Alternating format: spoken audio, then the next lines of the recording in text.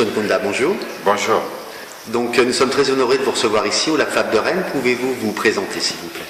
Je suis Tonkonda Nyakate, directeur général adjoint de l'Agence nationale pour l'ANPE au Mali. Donc actuellement je suis là avec une équipe de l'ANPE au Mali.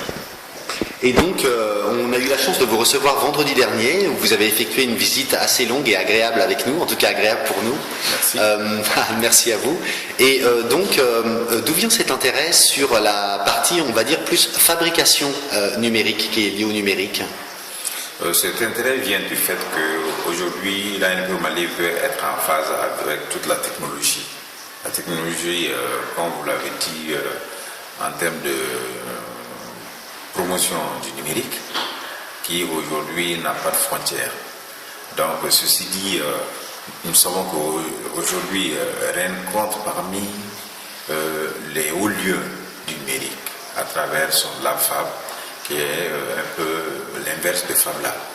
Donc c'est toute une histoire de franciser effectivement le concept. Et nous, en tant que structure publique malienne, nous savons qu'aujourd'hui, nous avons en charge la promotion de l'emploi et que le numérique est un creuset de création d'emploi, de promotion de l'emploi.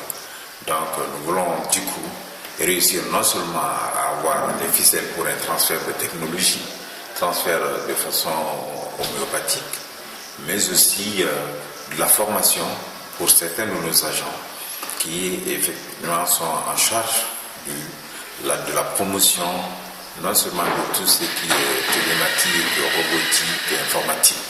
Donc ceci dit, nous croyons qu'en appartenant au réseau qui est le vôtre, n'est-ce pas, et qui est le nôtre, alors on a l'opportunité de tirer vers le haut la promotion de l'emploi au Mali, emploi individuel et emploi collectif.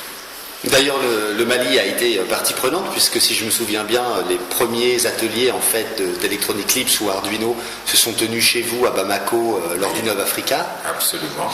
Et dans la foulée, il y a eu d'ailleurs les premiers Fab Labs africains qui se sont créés dans la foulée d'Innov Africa à Bamako. Donc est-ce que ça signifie qu'il peut y avoir, comme c'est le cas par exemple ici en France, des réflexions en cours sur les recoupements entre pouvoir public, numérique, éducation, emploi, en utilisant, pourquoi pas, ou en explorant un écosystème qui est lié à celui des objets qu'on peut répliquer ou partager ou fabriquer à l'aide des outils d'aujourd'hui comme les imprimantes 3D ou les machines de découpe numérique? La réponse est oui, parce que le danger se trouverait dans le fait de croire qu'il est possible d'avoir des cloisons étanches entre ces différents compartiments.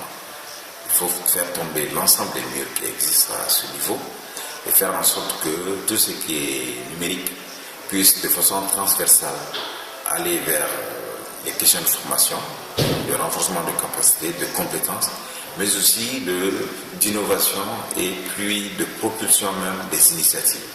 Donc en cela, nous pouvons compter que sur les jeunes diplômés ou non diplômés pour faire en sorte que la créativité se démocratise. Ça veut dire quoi?